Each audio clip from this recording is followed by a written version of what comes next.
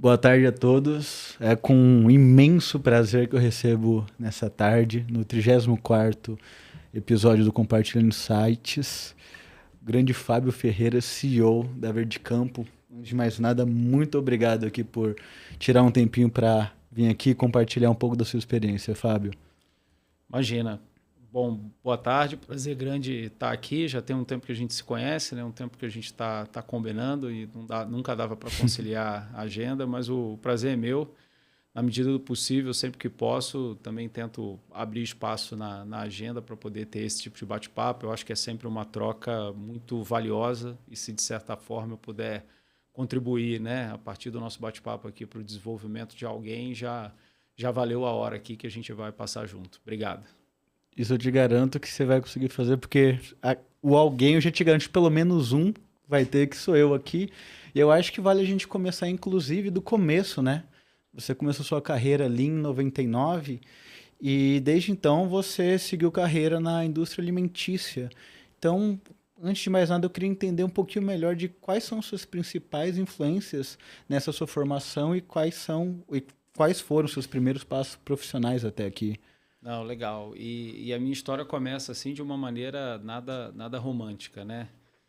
Quando você pergunta para mim as principais influências, a principal influência foi uma necessidade de trabalhar realmente, porque no final da adolescência, ali com 17 para 18 anos, eu fui pai, né? E quando você é pai muito jovem, você precisa sair de casa e trabalhar e enfrentar o mundo, né? Eu tive uma infância, uma adolescência muito privilegiada, num ambiente familiar muito bom, de muito desenvolvimento, muito acolhimento, mas muita cobrança também para aquele ímpeto de estudar, né? E aquele comportamento que meu pai e minha mãe exigiam. Mas eu, como te falei, fui pai e aí eu tive que começar a minha vida absurdamente cedo. Não estava planejado naquele momento, né?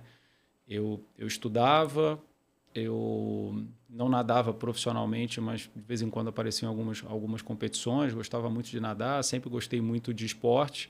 Acho que eu não era um talento em nada de esporte, mas sempre me familiarizei muito com esse lado esportivo, fazia muita coisa, e a natação acabou sendo assim uma boa válvula de escape ao longo da adolescência, ao ponto de fazer algumas competições. Eu não era o melhor cara, mas eu era o cara da disciplina, era o cara que caía na piscina primeiro, saía por último, enfim. Mas essa história ela teve uma, uma reviravolta, uma mudança quando eu fui pai. E foi assim que eu comecei no mercado de trabalho, na necessidade de ter que trabalhar. E aí, para trabalhar em qualquer coisa. E aí, quando foi, né, quando eu falo qualquer coisa, foi qualquer coisa mesmo, né? Eu comecei como auxiliar de promotor de vendas. Depois me apaixonei por essa profissão. Aquela pegada de estar ali no dia a dia, no ponto de venda, abastecendo, precificando, fazendo vender e tendo principalmente aquele contato com o consumidor. Eu vejo que hoje, 25, já 26 anos depois, faz toda a diferença assim na minha trajetória, porque eu conheço daquele ambiente ali, aquela dinâmica de chão de loja de varejo. Tanto que hoje eu tenho um jargão assim que eu uso muito no dia a dia, já há algum tempo, que o melhor escritório é a rua, né? Para quem trabalha com indústria de alimentos e você não é verticalizado, assim, você não tem um e-commerce, você não vai direto na casa do consumidor, você passa por um varejista, você precisa estar na rua, você precisa estar na loja, você precisa estar no dia a dia do mercado. Então foi assim que eu comecei, com esse ímpeto de precisar trabalhar por uma necessidade e gradativamente veio essa paixão por vendas, por indústria de alimentos, né? E eu tive o privilégio de, logo no início da minha trajetória, ter bons gestores, bons líderes que souberam assim fundamentalmente me inspirar. Então eu fiz o meu planejamento de carreira assim, eu lembro que muito cedo, né, trabalhava de segunda a sábado e às vezes domingo eu sentava de frente para um computador, né, e o computador nem é do tamaninho que é hoje, né, um computador maior, né, a gente vai vivendo, vai envelhecendo. E eu lembro que eu botava assim, do ano 1 até o ano 30, né, o que eu queria estudar, o que eu queria fazer e qual a posição que eu queria ocupar. Isso Passou um filme na cabeça, porque hoje, para mim, é check. Esse planejamento deu certo. Mas ele não deu certo agora, ele vem gradativamente dando certo, né? Porque antes de acontecer, às vezes, o que todo mundo vê, né? O que ninguém vê, é ali que está a nossa resiliência, é ali que a gente aprende. Então, a inspiração foi, para te responder, foi uma necessidade de ter que começar a trabalhar mesmo, de fato. E aí passam-se mais de 20 anos, você é, senta numa cadeira de diretor executivo, de CEO. é, quais foram os principais aprendizados, os maiores desafios? Como que essas experiências, de fato, moldaram o profissional que você é hoje? Não, sem dúvida. Acho que tem dois grandes eixos aí que eu vejo que foram assim, muito importantes.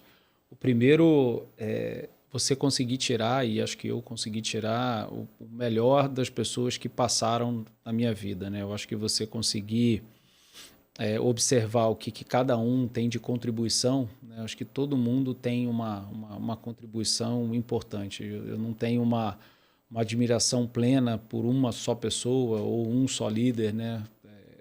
Que eu tive contato, mas eu tentei ao longo da minha trajetória, e é assim até hoje, tentar absorver o melhor e fazer com que as pessoas deixem o melhor delas para a minha vida e do que eu levo em formato de entendimento, de aprendizado. E eu acho que esse primeiro ponto já puxa o segundo, né? Que é justamente esse aprendizado continuado, né? Eu acho que nada não está tão bom que não possa ser melhorado, e a gente a gente é um projeto feito, mas não somos um projeto perfeito, e a gente precisa ter esse aprendizado continuado. Hoje, o que muita gente chama de lifelong learning, eu acredito que quando a gente para de aprender, a gente começa a morrer. Então, essa curiosidade por aprender, por me desenvolver, sempre foi uma força motriz assim para me levar para frente, para ter um progresso, né?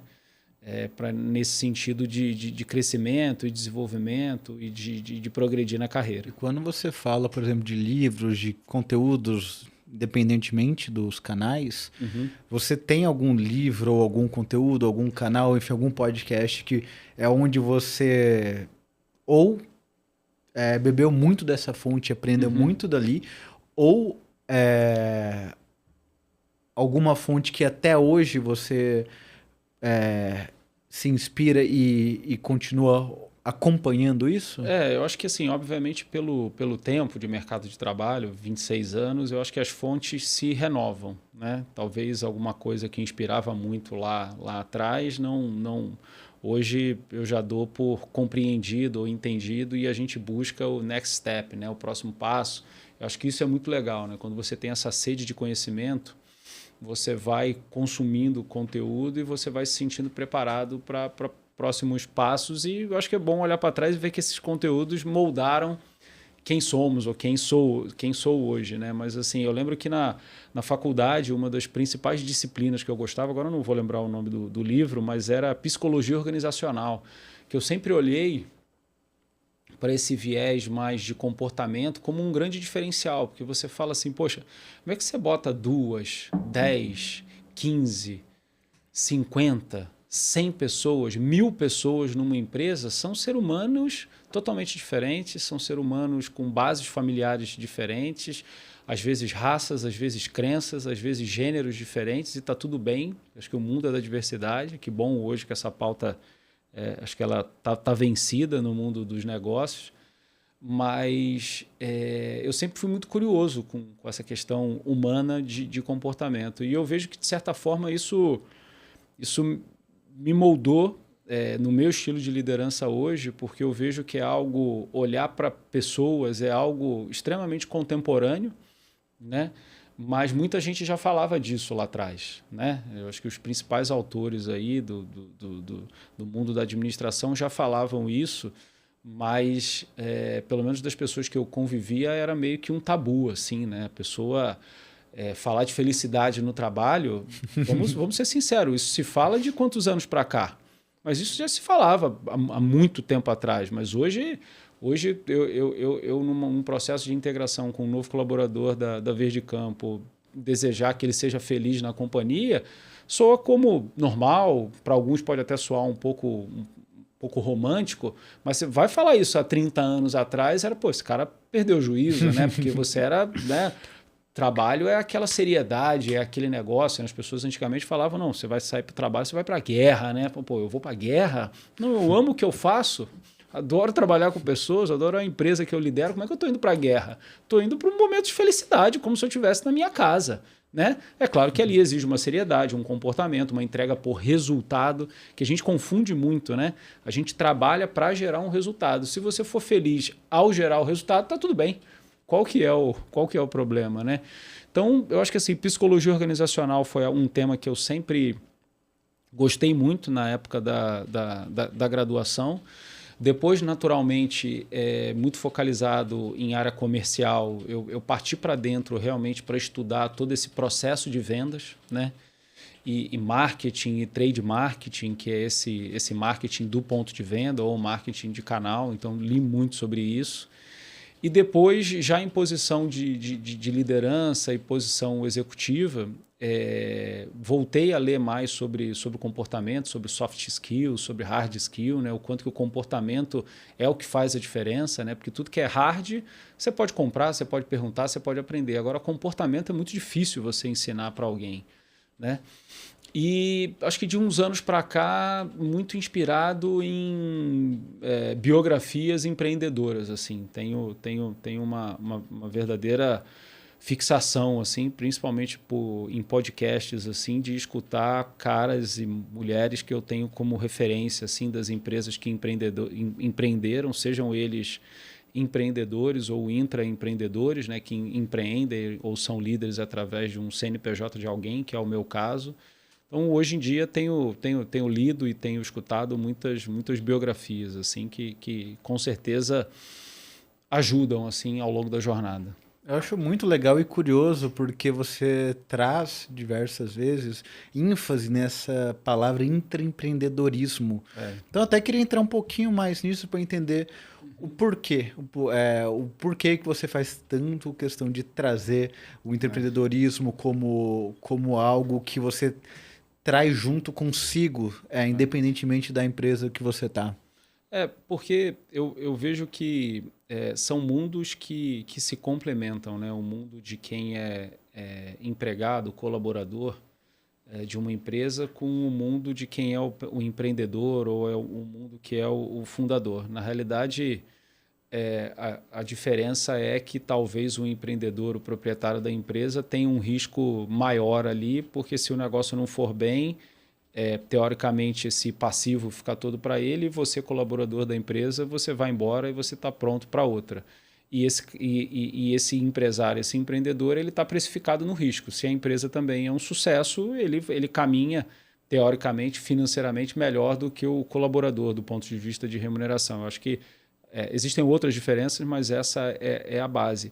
E eu empiricamente, sempre, desde muito novo, assim, tive um comportamento de intraempreendedor, porque para mim é essa dor de dono, essa dor de, não, eu vou colocar o meu risco também, entendeu?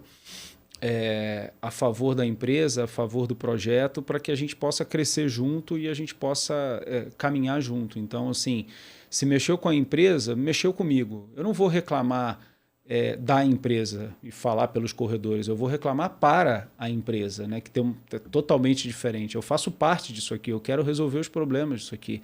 Se tem um cliente mal atendido na empresa e eu sou da produção, esse problema é meu também. Né? Se o produto está não conforme do ponto de vista de alguma questão de qualidade, por exemplo, e eu sou da área de vendas, não sou da área de processo ou de produção, essa é uma responsabilidade minha. Como é que eu posso ajudar? Como é que eu posso resolver? Então, eu acho que isso é esse comportamento intraempreendedor, que é um termo relativamente novo, pouca gente usa, mas eu vejo que é ter essa mentalidade do fundador, sabe? É você... ao trabalhar num negócio, basicamente se perguntar, esse negócio ele existe por quê?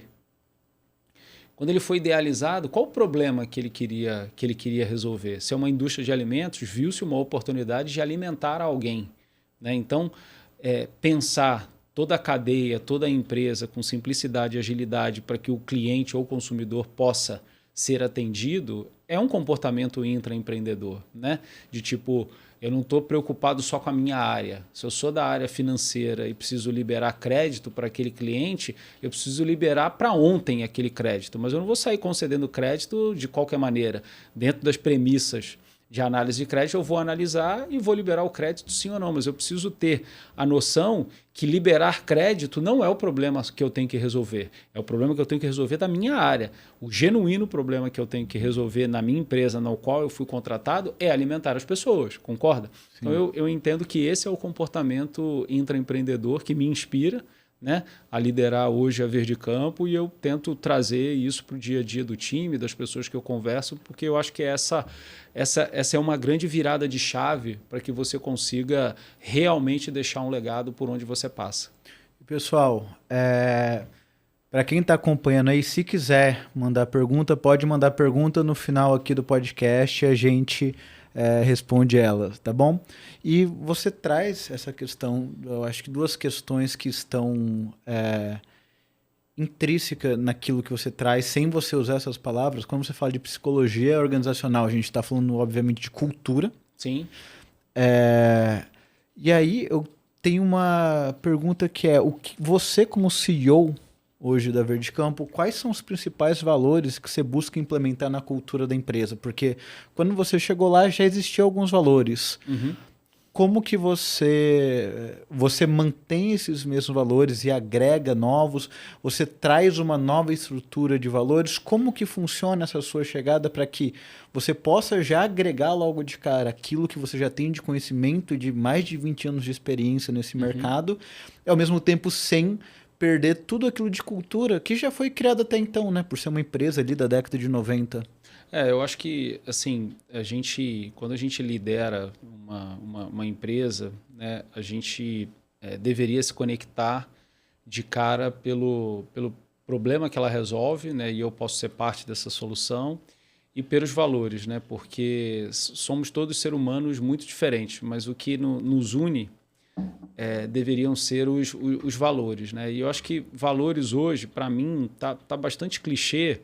Quando a gente fala de ética, transparência, eu acho que tudo isso, eu sei que ainda não é uma realidade plena, mas assim, para mim, se você não tem ética, transparência, respeito, né, todos esses valores mais tradicionais das empresas lá da década de 90, você não deveria nem sair de casa para trabalhar, teoricamente, né? Eu acho que os valores hoje eles têm mais a ver com o business ali.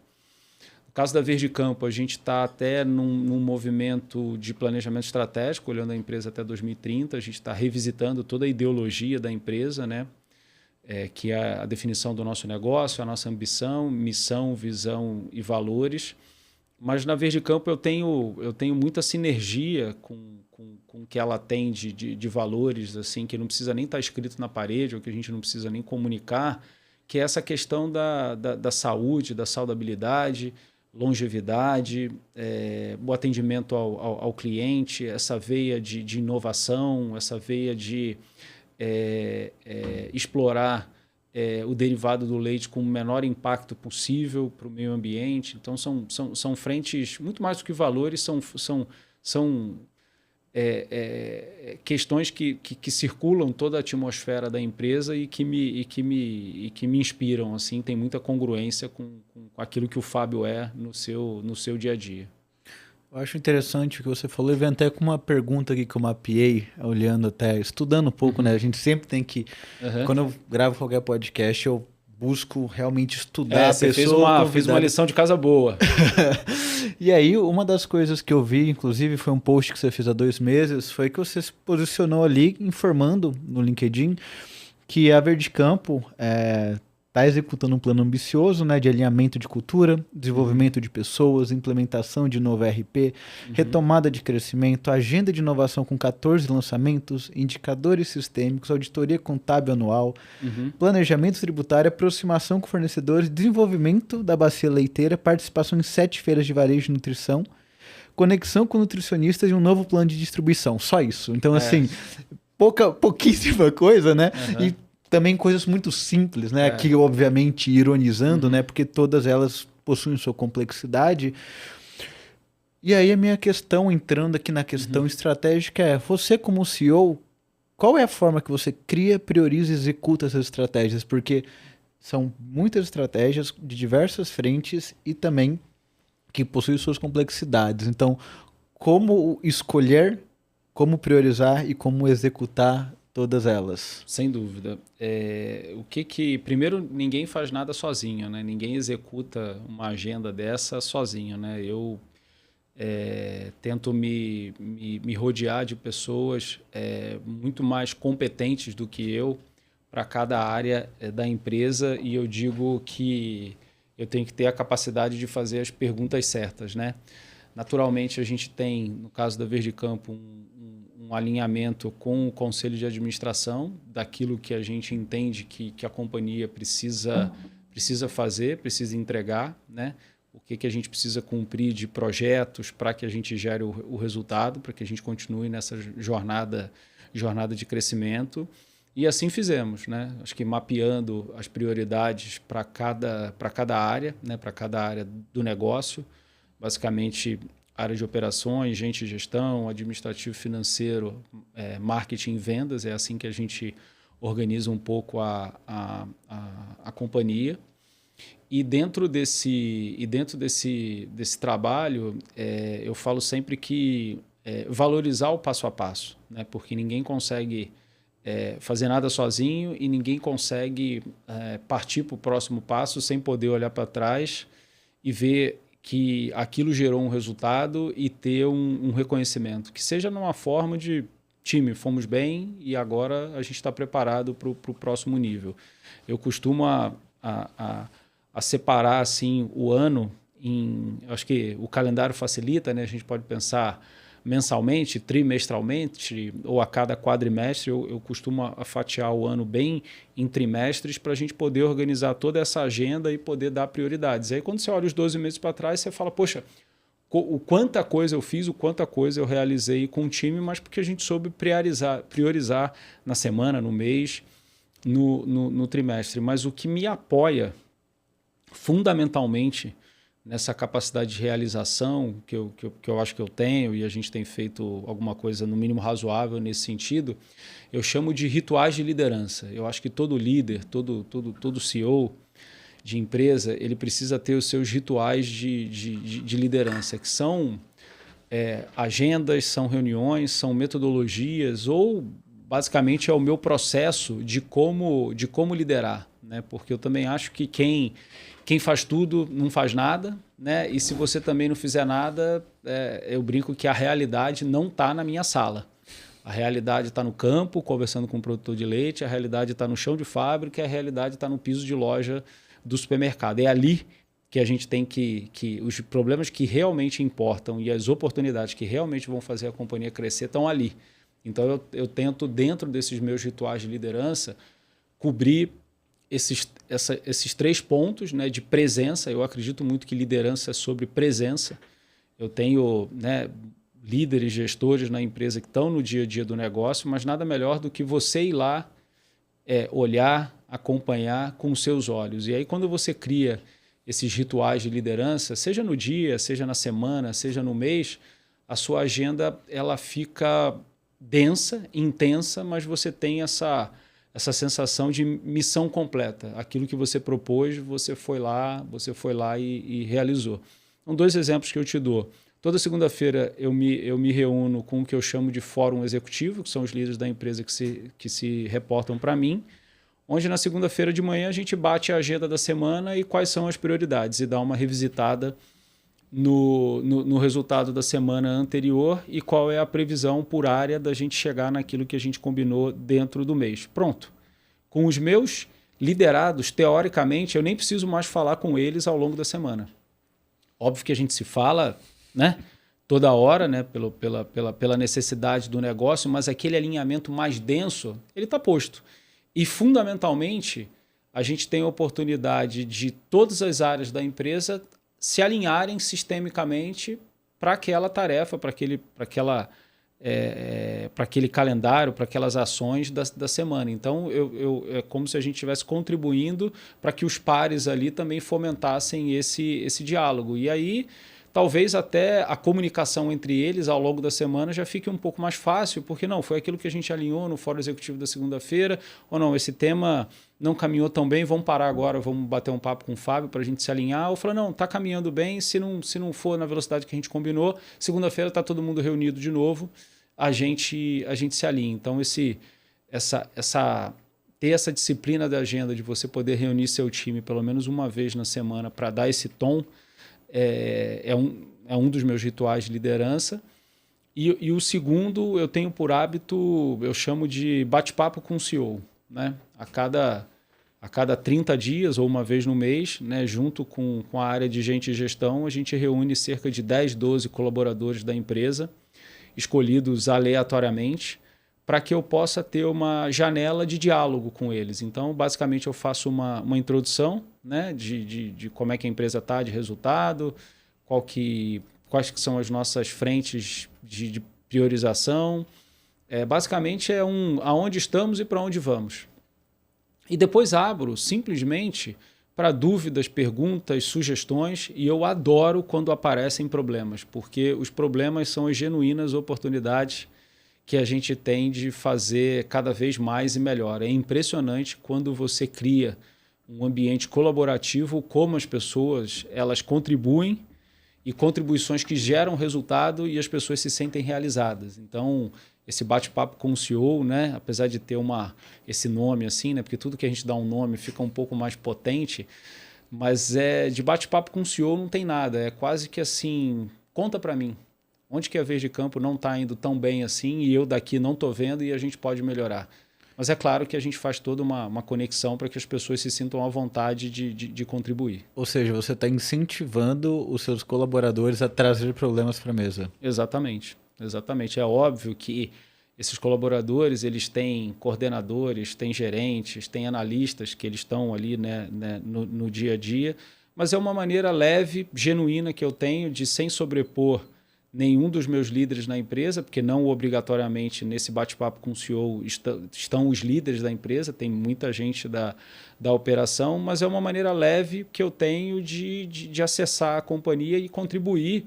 E é óbvio que, de certa forma, né, ali é uma atmosfera de compartilhamento de ideias. Não significa dizer que um problema ele vai ser imediatamente resolvido ou que eu vou sair daquela reunião bravo, chateado e bufando porque a gente está com aquele tipo de problema. Acho que se a pessoa trouxe aquela questão, quando eu for acessar o líder dela ou outra área, né, que ela levantou aquele problema ou aquela oportunidade, a gente consegue ter, como a gente fala, costurar entre áreas, porque eu não tô preocupado quem errou, quem acertou. Eu estou feliz que eu fiquei sabendo, né, de uma questão e a gente...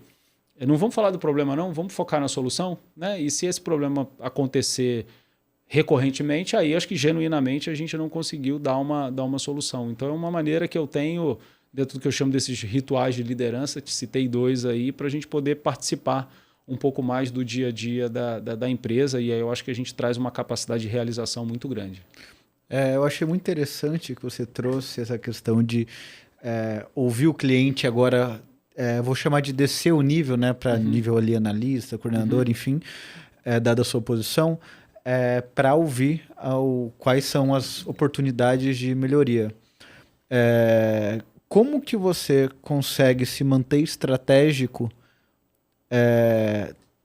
trazendo para si essa visão ali operacional, vamos chamar dessa maneira? Desafio, total. Porque eu falo que a operação sufoca, né? E a operação ela te soterra ali porque são muitos problemas no dia a dia, né? Se eu abrir o WhatsApp aqui, com certeza agora tem meia dúzia de ocorrências de temas extremamente operacionais. Mas eu vejo que a beleza da liderança está justamente aí, você saber dosar quais são os temas operacionais que você quer fazer um mergulho mais profundo, quais são os temas operacionais que em determinado momento você não precisa mergulhar, porque tem gente, inclusive, mais competente do que eu tocando, ou quando, de fato, eu preciso descer para o play, como eu falo, para poder participar. Eu acho que o líder que não desce para o play, né, nessa linguagem figurada, ou que não desce um pouco para a operação, eu acho que ele fica um pouco alienado do que está acontecendo dentro da empresa dele. Então, como que um líder máximo de uma organização, um CEO, um presidente, nunca foi para o campo visitar a loja com um vendedor, ou nunca passou uma manhã dentro da fábrica, ou nunca participou de uma reunião com algum stakeholder relevante da companhia. Eu acho que essa pessoa está um pouco alienada, que ela não está sabendo o que está acontecendo no dia a dia da empresa. É claro que as empresas vão crescendo, né, com o número de colaboradores, fica cada vez mais difícil. Mas eu penso que a gente precisa ter disciplina. O líder, o CEO, né, alguém que está num cargo de C-level precisa ter disciplina. Né? Tem uma frase que eu gosto muito, eu falo toda hora nas minhas redes sociais, que é a rotina que traz o resultado. Então eu não estou todo dia acompanhando um vendedor na rua, mas sempre que eu posso, eu faço questão de estar com um time no campo, de estar com um time na fábrica, de estar com um time na compra do leite, de estar com um time apurando os resultados, de estar com o time olhando semanalmente o fluxo de caixa da companhia. Faço questão de participar de todas as integrações. É só botar na agenda. Né? Não vai ser uma tarde inteira fazendo integração. Tem 20 colaboradores entrando, vamos juntar aqueles 20 dentro de uma sala ou online e eu dou a minha mensagem. Né? Você quer algo mais importante de que um colaborador novo passou, nem que seja de um papo de 5 minutos com o CEO da companhia, só dizer seja bem-vindo, seja feliz aqui, estávamos esperando por você e tem muito trabalho para a gente fazer. Você está animado? Vamos juntos? Né? Tem coisas que é só realmente colocar na agenda. E desse tempo para cá, como você acredita que a sua abordagem em relação à liderança vem mudando ao longo do tempo? Eu te digo que bastante. Eu acho que naturalmente quando você é um líder jovem e um pouco inexperiente, você tem uma ansiedade, um ímpeto de muito comando e controle. Né? Você quer ser protagonista para tudo, quando o time dá uma deixa, você já quer logo falar, você quer comandar tudo, você quer participar de tudo, né? E isso aconteceu comigo, assim, com certeza. Né? Hoje eu tenho um comportamento de que se eu entrar mudo e sair calado numa reunião e o propósito da reunião aconteceu, para mim está ótimo. Eu brinco, o time venceu. Fábio, você tem uma opinião? Não, vamos embora. Vocês acham que é isso aí? Então vamos embora. Não, mas você não quer falar nada. Eu falei, gente, eu só falo quando precisa. Se vocês decidirem o caminho e eu tô concordando, é isso aí. Eu acho que quando você pede uma opinião para alguém é sempre muito complicado, né? Porque a pessoa fala assim, não, eu vou pedir uma opinião para o Fábio, e se eu concordei, qual é o problema de falar que eu concordei? Agora, se você observa que algum projeto, algum fluxo, algum processo não está legal, aí você fala, olha, aqui realmente eu não gostei, eu faria diferente, e o que você acha? Qual que é a sua recomendação? É claro que tem algumas coisas que são um pouco mais diretivas e impositivas, nem sempre dá para a gente fazer assim, mas eu acho que eu evolui muito, né? O Fábio era um cara bastante ansioso, bastante afobado, né? Como eu te falei. E hoje eu quase sempre prefiro ser o último a falar, deixar o time consensar, conversar, e eu fico mais ali, talvez intermediando, né? Como detentor da estratégia de médio e longo prazo, e ali no curto prazo tentar fazer as perguntas certas e fomentar o diálogo entre o time. Né? Então é um pouco do meu estilo, mas eu nem sempre fui assim. Hoje, com certeza, amadureci muito para isso, né? Fiz mentoria, fiz coaching já umas 2 vezes e, de certa forma, eu acho que um processo de autoconhecimento também te leva para uma arena de muita potência, assim, né? Tem um livro que é Zona de Potência, que, se eu não me engano, que é do Ricardo Basaglia, um grande headhunter, e eu li ele tem poucas semanas, assim, e fala muito disso, né? De toda essa jornada que você tem de autoconhecimento, de você saber o que é para você, e aí você tem um comportamento quase sempre mais tranquilo e mais nivelado para liderar. É claro que no meio do problema, no meio do furacão, você tem que ter um ímpeto, né, de saber oscilar, mas eu acho que essa oscilação, não sou perfeito, mas eu venho buscando esse maior equilíbrio entre o estilo de liderança. Você tem algum erro preferido, alguma falha que você cometeu que olhando para trás, acabou fazendo com que você aprendesse e te elevasse para algum outro nível? Você consegue pensar em alguma coisa? Aí a gente vai ter que marcar um podcast. Aliás, eu acho que não vai dar, não. Melhor a gente já deixar umas 10 sessões, porque são muito mais erros do que acertos. Isso, sim. E você falar dos seus erros, tem duas coisas que eu admiro muito numa pessoa. Quando ela fala não. Então, quando eu te pergunto assim, quando eu pergunto para ou alguém pergunta para mim, não sei, Fábio, você vai fazer tal atividade? Eu falo, para amanhã? Eu falei, não consigo. Não consigo. Eu acho que ter a coragem de falar não, quando você é competente naquilo que você faz, gera uma credibilidade. Parece que é uma fragilidade, mas para mim é uma credibilidade, porque você está tão seguro daquilo que você está fazendo que não dá para fazer isso nesse prazo. Porque se você falar que dá, você vai ter que suar sangue para fazer dentro das suas habilidades. Então, eu acho que aprender a falar não, eu aprendi e admiro quem fala não para mim.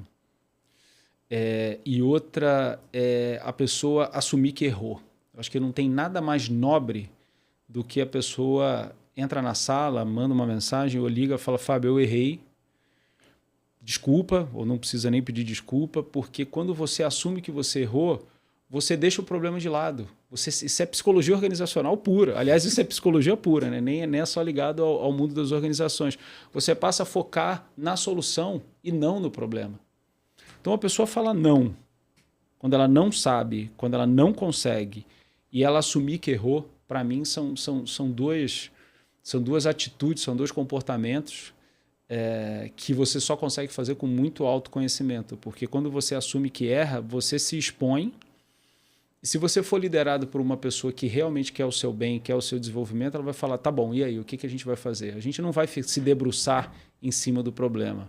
Então, quando eu te falo aqui que daria para fazer mais 1 ou 2 podcasts só dos meus erros, são vários erros ao longo da carreira, ao longo da trajetória, que hoje eu acho que me deixam mais completo dentro dos meus rituais de liderança ou dentro do meu cardápio do que o Fábio tem aqui no Mindset para resolver e liderar, que me fazem ser uma pessoa melhor amanhã do que eu sou hoje, né? Mas eu tenho 2 clássicos assim que eu dou risada, né? Quando eu era muito focalizado só em vendas, eu lembro que devia ser mais ou menos 2007, 2008, eu abri um cliente para a companhia, um cliente incrível, assim, que o CEO, a diretoria da companhia, os gerentes, estava todo mundo querendo, né? E um dia eu lembro que finalmente saiu a hora, eu saí de lá com esse cliente com o pedido, né? E foi um pedido assim que mudou o ponteiro da companhia durante alguns meses ali. Só que esse produto, né? Que a gente vendeu para esse cliente não teve uma boa performance, porque eu simplesmente esqueci de olhar quem era o público-alvo daquela loja ou daquela rede de lojas. Para te resumir bastante a história, a gente cadastrou e vendeu um formato de embalagem, que era uma embalagem muito mais institucional, que não era para aquela loja, porque ali o shopper, o consumidor, tinha muito mais o comportamento de embalagens de consumo por impulso, embalagens individuais. Ou seja, 6, 7 meses depois voltou tudo para a companhia, o cliente ficou bravo que não vendeu nada, queimou um pouco a marca. Depois a gente foi lá, conseguiu resolver, a empresa está em linha lá até hoje. Mas foi um erro clássico assim, que eu cometi, e isso me deu uma percepção de mercado que para todo produto existe uma demanda, desde que você esteja no canal de distribuição correto, né? Então, isso é um erro que eu cometi, que hoje, olhando para vendas e marketing, eu sempre lembro. E um outro tem muito a ver assim, com pessoas e liderança, e como, de certa forma, eu fui um líder razoavelmente jovem assim, na minha carreira, na minha trajetória.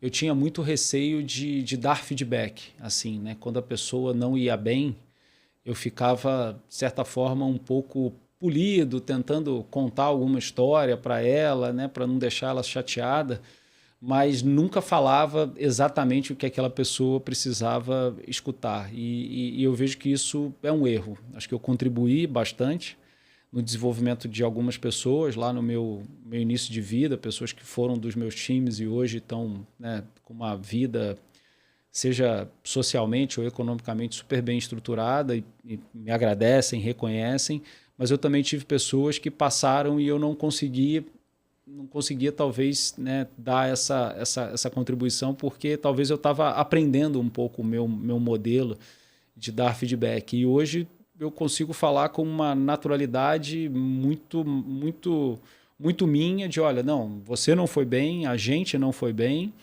mas tá bom, e aí? Né? Eu acho que você reúne todas as competências, todas as características, as habilidades para conseguir caminhar melhor num próximo ciclo. Vamos junto?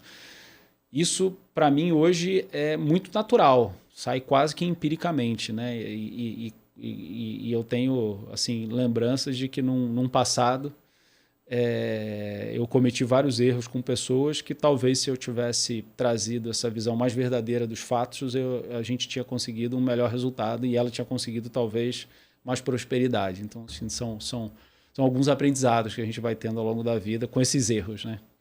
Eu não vou nem perguntar em relação a prática de esporte, saudabilidade em relação com performance, porque literalmente, os últimos 3 convidados trouxeram isso. Uhum. Eu vou para a linha que você puxou agora. O quanto que autoconhecimento tem relação com performance? Para mim, muita coisa. Muita coisa. Eu não sou psicólogo de formação, mas, né, a gente, ao longo da nossa vida, antes de ser CEO de empresa, né, a gente é filho de alguém, a gente é pai, a gente é marido de alguém, né? E a gente é pai de alguém. Então, só dentro de casa você já tem uma escola ali, assim, de como liderar no dia a dia, né? E a gente, nas nossas casas, nas nossas famílias, no meu caso, eu sou um privilegiado, eu lidero lá tudo lá em casa com a Flávia, minha esposa, e como a gente aprende assim sobre autoconhecimento. E na empresa, então, né, quantas pessoas eu já liderei, já fui liderado, né, e sou liderado até hoje. A empresa tem, né, acionista, conselho de administração, presidente do conselho de administração.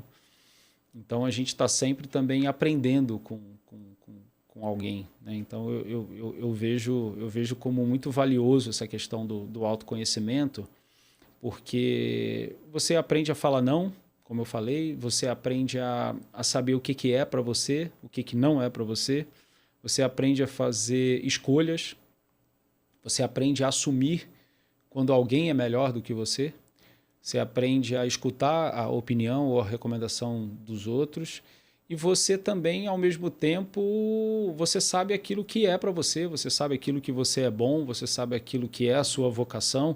Então, eu brinco que com esse autoconhecimento, você descobre o seu lugar no mundo. Então, talvez a sua jornada ela passe a ser uma jornada de significado, né? O que alguns chamam de propósito. Então, acho que esse autoconhecimento, aliado a uma prática de atividade física que traz essa rotina, disciplina, e eu cada vez mais tenho colocado e inserido isso na minha vida também, são 2 eixos assim, muito fortes para mim.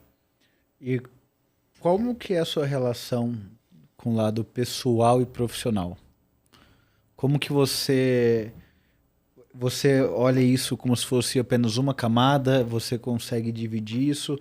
Qual que é a sua visão sobre a relação lado pessoal com o profissional?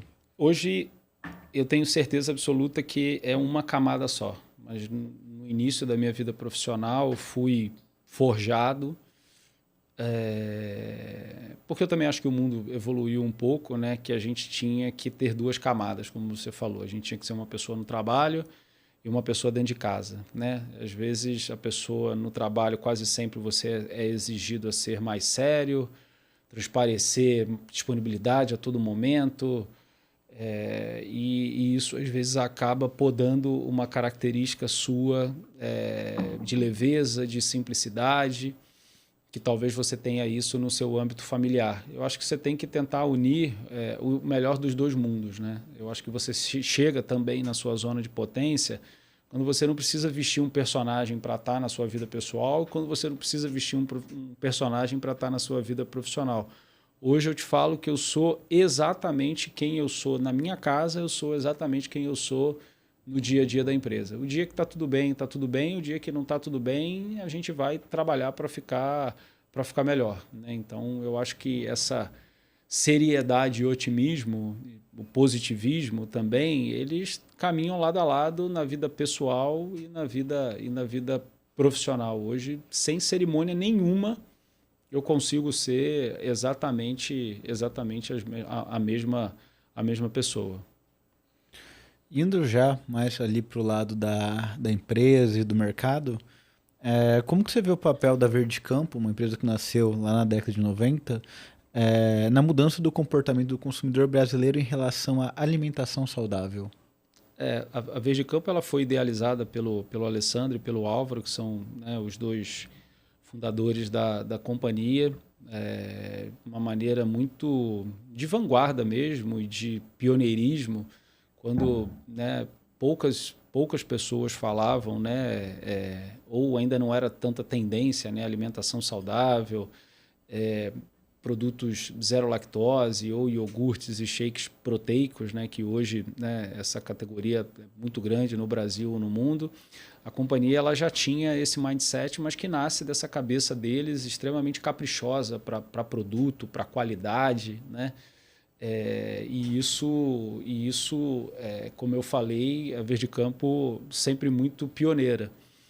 Hoje, quando a gente conta, né, esse posicionamento da companhia, parece que tudo faz sentido, mas nem sempre foi assim, né? E hoje, ainda para uma boa camada da sociedade, você falar de alimentação saudável ainda soa com estranheza, né? O produto saudável, quase sempre na cabeça de algumas pessoas, ele remete a algo não saboroso, algo não prazeroso, e justamente ao contrário, né? O produto da Verde Campo, ele é saudável e saboroso. Para nós, a questão de sabor, prazer e saúde, elas caminham lado a lado, né? Então, hoje a gente vê esse crescimento dos alimentos proteicos ou essa grande hype de atividade física e de alimentação saudável. Esse é o contexto da Verde Campo, mas desde quando ela foi idealizada. E nesse momento, como eu te comentei, a gente está alinhando o nosso planejamento estratégico até 2030 para poder deixar a companhia preparada para que, junto com essa onda de alimentação saudável, alimentação equilibrada, a companhia possa crescer e protagonizar cada vez mais no mercado brasileiro. Como você mesmo disse, o mercado de alimentos saudáveis ele tem crescido de forma significativa conforme os anos. Quais são as tendências que você enxerga hoje que vão determinar aquilo que será entregue dentro do setor nos próximos 5 a 10 anos? Porque provavelmente vocês já estão pensando nisso agora, né? Sem dúvida, sem dúvida. Eu vejo que a indústria de alimentos ela já está passando por um grande processo de transformação. A gente tinha uma tendência há anos atrás de pouca preocupação com rótulos, pouca preocupação com aquilo que está se ingerindo. Tabela nutricional, vamos lembrar que a maneira como ela está hoje nos rótulos é relativamente nova, né? Toda essa exposição. O consumidor já está e cada vez mais vai ler rótulos, vai se preocupar com aquilo que está consumindo, né? Ingerindo. Vai cada vez mais fazer bloqueios daquilo que ele entende que não é bom. Vai fazer também concessões, né, de saber que alguns alimentos extremamente prazerosos são para determinados momentos e não devem fazer parte da rotina, mas eles podem ser consumidos, né?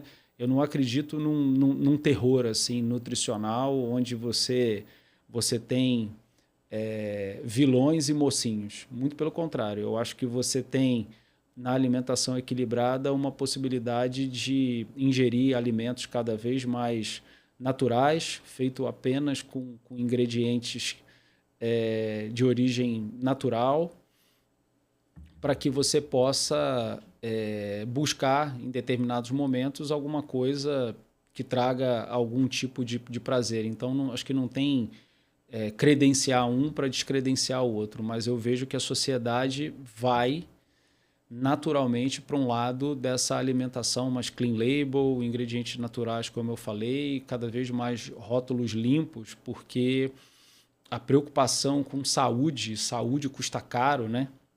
No bolso de todos nós, ela vai ser cada vez mais uma pauta mais potente. E nada muito novo, né? Se a gente for buscar na história da humanidade, lá na Grécia Antiga, já algum grande pensador já falava: faça do seu alimento o seu remédio, ou alguma coisa assim, né? O seu melhor remédio, né?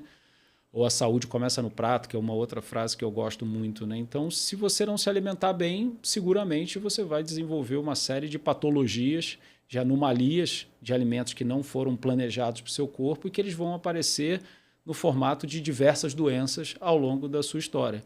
Então, se você quer ter longevidade com qualidade, né? Você conseguir chegar a 90, 100 anos, cada vez mais normal isso na sociedade, mas conseguindo amarrar o cadastro do seu tênis, você precisa, já desde o seu nascimento, você olhar para aquilo que você está consumindo, aquilo que você está comendo. Existe até aquele livro que inclusive você tem lá no seu Instagram, onde você é bem ativo, que é o Outlive do Dr. Peter Attia, né? Que é um livro maravilhoso e que, se você pegar todos ali os cavaleiros da Apocalipse, que ele chama, né? Que são as doenças que de alguma forma você consegue evitar, o que são, perdão, as doenças que você tem o maior percentual de mortes hoje no mundo.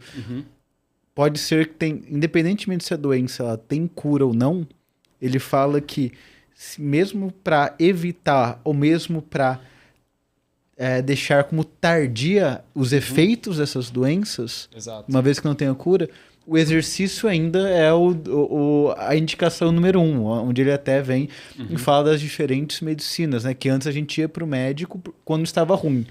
Hoje estamos falando da gente se exercitar, comer bem, ter uma rotina ali saudável, justamente para evitar ter que ir no médico, né? Então isso faz total sentido. Acho que o livro do Peter, aliás, ele vai até vir no Brasil agora, no fórum da HSM+, está até na agenda visitar lá, para poder assistir essa palestra dele. O livro dele, eu acho que é uma bíblia, assim, eu acho que marca uma época, porque é ciência pura, e é tudo que você falou, né? Não tem nada de achismo, né? Mas eu vejo que são ainda poucas pessoas na sociedade que têm esse tipo de maturidade, esse tipo de mentalidade, né? Eu ainda vejo que em determinados lugares você transparecer ou você demonstrar, e eu demonstro isso com cerimônia zero, porque para mim, do meu mundo, da minha casa, é absolutamente normal que você tenha uma alimentação equilibrada, uma alimentação à base de produtos naturais, com o mínimo de manipulação possível, e os produtos da Verde Campo são isso também, né? Tem pessoas que te olham até com certo preconceito, né? Porque não, é diferente. Não, diferente não. Eu acho que eu sou certo, mas eu não tenho absolutamente nada contra quem come um chocolate, quem toma um refrigerante, quem toma uma cerveja, quem toma um vinho. Eu adoro todos esses alimentos, mas eu tenho a consciência que eles não são sempre. São alimentos que não estão disponíveis na natureza em abundância, né? Eles foram criados e acabaram virando consumo em escala e comprovadamente, né? Não sou eu que estou falando, é a ciência, fazem mal se consumidos em excesso. Então, eu acho que a lente é ao contrário.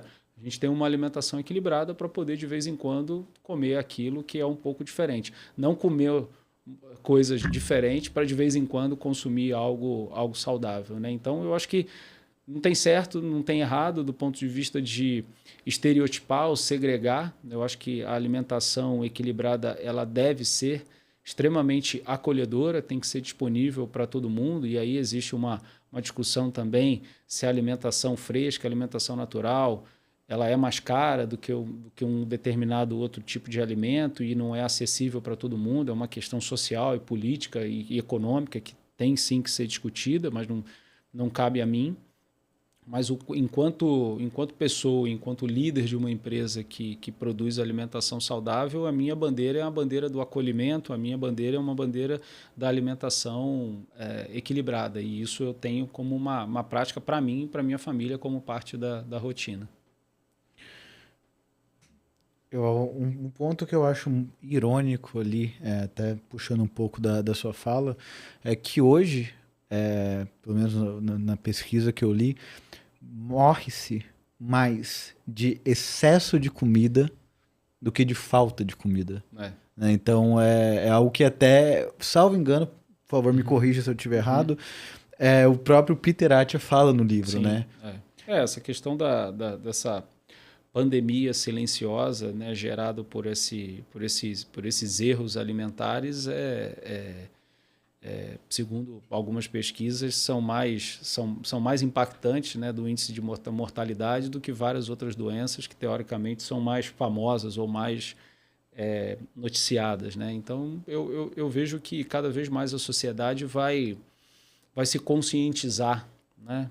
Eu acho que a indústria de alimentos tem um papel também de gradativamente conseguir produzir rótulos mais limpos. E quando a gente fala da indústria de alimentos no Brasil, especialmente quando a gente fala de garantir a qualidade do produto no mercado tão competitivo, o que você vê como os maiores desafios dessa indústria? Naturalmente, produzir em escala, você tem, pela volumetria, você tem um preço mais competitivo, né? E na qualidade dos ingredientes que você usa, você também pode ter uma certa agregação de valor para você conseguir ter uma margem um pouco melhor, porque você tem uma operação um pouco mais cara, você trabalha com ingredientes que são mais selecionados, né? E também, vamos ser sinceros, tem o posicionamento de cada marca, né? Eu acho que tem, na beleza desse mundo do marketing, você tem cada marca cumprindo, né, e existindo para cumprir o seu papel. Né? E então, está tudo bem você ter uma marca de um produto mais low price ou medium price, você tem o high price e você tem os produtos premium. Né? Eu acho que é assim em vários segmentos da indústria automobilística, a indústria da moda e a indústria de alimentos não é diferente. Né? E eu também acho que qualidade hoje todo mundo tem que ter. Qualidade é mínima para a sua sobrevivência. Eu acho que qualidade do processo produtivo é uma coisa e qualidade alimentar é algo totalmente diferente, mas que obviamente pode ser complementar. Né? Você pode ter um produto que teoricamente é cheio de açúcar e ele é feito com um processo de qualidade do mais alto nível, com plantas certificadas, inclusive. Mas você pode ter produtos que são produzidos com alimentos de qualidade, ou com insumos de melhor qualidade, com redução de açúcar, redução de gordura, redução de sódio. Acho que são dois... Existe uma confusão aí na palavra qualidade. Eu não sou especialista como engenheiro de alimentos, mas né, cuido de indústria de alimentos e a gente fala sempre muito disso. Uma coisa é a qualidade do processo, que envolve também na segurança alimentar, e outra coisa é a qualidade do ingrediente que está ali fazendo aquele produto final.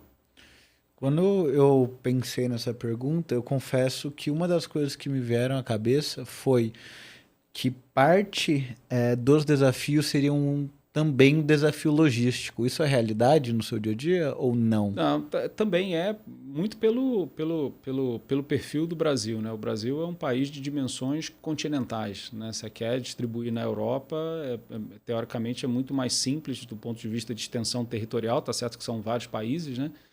Mas aqui no Brasil você tem, de Manaus ao Rio Grande do Sul, você tem desafios de distribuição, desde disponibilidade de rodovias até proximidade entre cidades do interior e grandes centros de distribuição, né? Que fazem também a indústria precisar ter uma austeridade muito grande nesse custo do frete. Né? Ainda mais no nosso caso, frete refrigerado, produtos frescos, onde a gente tem uma data de validade de 30, 60, 90 dias ou no máximo 180 dias, você tem toda essa preocupação, né, de trabalhar com produtos frescos e produtos refrigerados, né, e muito sensíveis também à questão de oscilação de temperatura. Mas é um desafio bom, acho que é um desafio bom, um desafio que a gente tem conseguido cumprir o nosso papel aí, como eu te falei, de Manaus ao Rio Grande do Sul. Até voltando um pouco do que a gente falou no início, a Verde Campo tem sido pioneira em muitas frentes de inovação. Como que é o processo de desenvolvimento desses novos produtos hoje dentro da empresa? A gente olha muito mercado lá fora, né? O que está acontecendo, quais são as tendências dentro de lácteos. Hoje a Verde Campo pertence a um grupo maior, né? Onde a gente tem a M Group, que é uma das sócias da companhia, é uma empresa suíça. A gente tem a Laticínios Porto Alegre, que também é uma empresa de lácteos, laticínio muito forte, que tem uma bela marca, uma complementariedade até de portfólio. E na Verde Campo, eu trago sempre que no dia a dia da companhia a gente vive Verde Campo, né? A gente acredita muito na marca, a gente acredita muito na proposta de valor, e a marca ela acaba virando um estilo de vida de quase todos os colaboradores. Então, acho que esse processo de inovação é muito empírico, porque a gente acaba produzindo lançamentos e inovações de produtos que a gente utilizaria na nossa casa, né? E muitas das vezes o desafio é como ensinar ao consumidor aquilo que está por trás daquele rótulo, daquela embalagem. E aí a gente tem uma ferramenta, né? Uma plataforma, que é o Espaço Nutri, que são mais de 28 mil nutricionistas cadastrados, onde a gente tem um relacionamento semanal, quinzenal, mensal com eles, de compartilhamento de conteúdos, de visitas técnicas, de alguns eventos, para poder disseminar, primeiro, o conteúdo, né, da nutrição, que vai ajudar aquele profissional no dia a dia da nutrição clínica, de prescrever algum tipo de alimentação, e, de certa forma, apresentando também o nosso portfólio de produtos. A Verde Campo é uma love brand nesse sentido, é uma marca que não tem resistência nenhuma, né? Quem conhece, compra, tem no dia a dia da sua casa, da sua família, porque sabe que, primeiro, é um produto seguro, é um produto de qualidade, de segurança alimentar, e segundo, que é feito com leite fresco, só com ingredientes naturais, rótulos limpos, então tem uma segurança naquele consumo. É uma marca de uma reputação elevadíssima. Inclusive, é uma estratégia da marca, uma estratégia de awareness. Eu vi que vocês vão fazer uma corrida ali na UFLA, né? Sim. Na Federal de Lavras, em Minas Gerais. Faz parte da estratégia de vocês também criar mais awareness por meio de eventos como esse? Sem Qual que é o dúvida. intuito disso? Sem dúvida. É awareness mesmo? O sonho grande da corrida, Viver Verde Campo Run, é criar a nossa comunidade, o nosso ecossistema em torno da marca, dos seus produtos e do lifestyle que é gerado a partir dela, né? Então, poder reunir corredores, sejam atletas ou amadores, e simpatizantes pelo estilo de vida, pela proposta de valor da marca, né? O sonho grande é a gente aumentar e ampliar o tom de voz dessa nossa comunidade, né? Eu acho que corrida tem várias no Brasil e no mundo, mas com a experiência que a gente quer gerar e com a proposta de valor de saudabilidade que a gente quer trazer, seguramente só a Verde Campo pode fazer. Então a gente embarcou junto com o nosso time nesse sonho grande e estamos muito animados. Estamos com uma venda de ingresso acima de todas as expectativas e preparando um grande evento aí para quem for estar com a gente lá. Parabéns. Para quem é de Lavras ou região quiser participar, vê se eu fiz a lição de casa corretamente, viu, Fábio? Qualquer coisa puxa minha orelha aqui. 3 quilômetros para quem quiser ir caminhando. Exato. 5,10 para quem quiser ir correndo, certo? Exatamente. Na Universidade Federal de Lavras. Na realidade, a gente está lançando, a partir do ano que vem, um calendário de corridas, né, em algumas capitais no Brasil, mas essa nossa estreia não podia deixar de acontecer na nossa cidade, na cidade onde a gente tem o nosso laticínio, a nossa matriz, onde é a nossa origem. Então, é a partir de Lavras que a companhia prospera, né? Então, não deixar a nossa cidade como um centro das atenções. Então, a gente tem muito orgulho de ser de lá e a gente escolheu e está preparando esse evento com muito carinho para, a partir de lá, a gente conseguir caminhar e correr, né? Por diversas capitais Brasil afora. Já passamos a marca de 1 hora aqui, estamos chegando na parte final aqui do nosso podcast. Fábio, qual mensagem, recado, ideia, tendência, independentemente do que seja, qual é a mensagem que você gostaria de passar aí para quem está ouvindo, quem ouviu tudo isso, para quem não conhecia ainda, para quem passou a conhecer a sua jornada, seja do lado pessoal, do lado profissional, seja da parte de saúde, seja da parte de liderança. Qual recado você gostaria de passar para quem está ouvindo a gente nesse momento? Eu acho que não é recado, mas são duas inspirações. Assim. Primeira é o poder do pensamento positivo, né? Quando você acredita coisas boas, quando você prega e propaga coisas boas. E o segundo é a sua capacidade de execução, com a sua capacidade de realização. Eu acho que quando você combina mentalidade positiva, mentalidade de crescimento com realização e fundamentalmente com execução, as coisas acontecem, as coisas começam a dar certo, seja na sua vida pessoal, na sua vida profissional e no mundo das empresas, né? E quando você não faz aquilo que você acredita, eu acho que o universo ele não conspira a favor para aquela sua realização. Então, eu acho que é isso, esse pensamento positivo com mentalidade de crescimento, realização com execução. São dois grandes eixos ali que eu aprendi e aprendo muito com eles e acredito que vai dar certo, que dá. Pessoal, agradeço muito aqui o Fábio por ter tirado um tempo dele para compartilhar um pouco da experiência dele. Então, para quem ouviu também aqui, agradeço todo esse aprendizado ali que mais uma vez, se você estava falando de pelo menos uma pessoa aqui, pode ter certeza que já aprendeu bastante aqui. Adorei, até anotei aqui seus rituais de liderança aqui, o fórum executivo, mas principalmente o bate-papo com o CEO, que essa janela de diálogos com os colaboradores ali de forma aleatória. Achei muito interessante toda essa mentalidade de olhar desde o estratégico até, cara, vamos ver aqui o que está acontecendo na fábrica, o que está acontecendo no supermercado, o que está acontecendo com o cliente, com os nossos colaboradores. Então, muito obrigado. Que seja bem-vindo quando quiser voltar. Obrigado você aí pelo convite. Fico muito feliz de estar aqui e espero que essa mensagem, né, sem pretensão nenhuma, de maneira despretensiosa, tenha feito sentido aí para quem está escutando a gente. Obrigado. Muito obrigado.